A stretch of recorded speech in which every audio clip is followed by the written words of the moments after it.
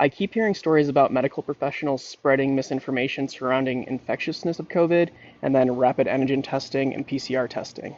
And there's two major sources of this misinformation.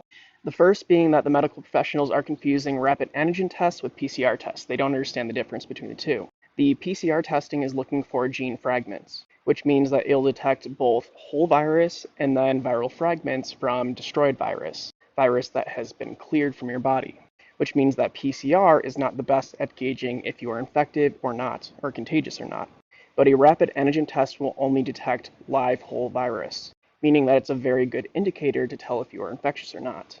And the rule of thumb is that so long as you are positive on a rapid test, then you are still considered infectious.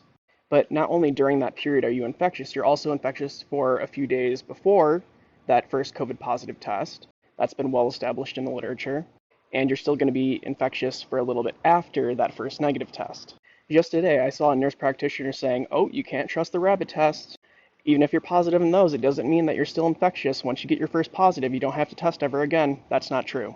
The second source of this misinformation is from the CDC with their 24-hour rule. They're saying it's okay to go back after the first 24 hours or when you're fever-free, but in at least 30% of infections, you're never going to have a fever at all. And their recommendation isn't really based in the science of what we know about COVID. And I've been hearing this little bubble of information, oh, you're only infectious for the first 24 hours. And again, that's not true. The science has been established. That's not true at all. Currently, the best scenario we have for gauging your infectivity is using a rapid test, preferably a flow flex test, and doing a cheek, back of the tongue, or throat, and then nasal swabbing in that order, as this boosts the sensitivity of the test from about 60% up to about 80%. And it also compensates for the fact that sometimes, depending on the variant, it's more prevalent in your nose versus if it's more prevalent in your mouth. In addition to however you are primarily infected, if you were infected through the mouth or through the nose. And from our most recent data, the median infection time is for about 22 days, so you have the potential for being infectious for that entire period of time. So when you see people making those claims, know that they're incorrect and that they're primarily making two bad assumptions.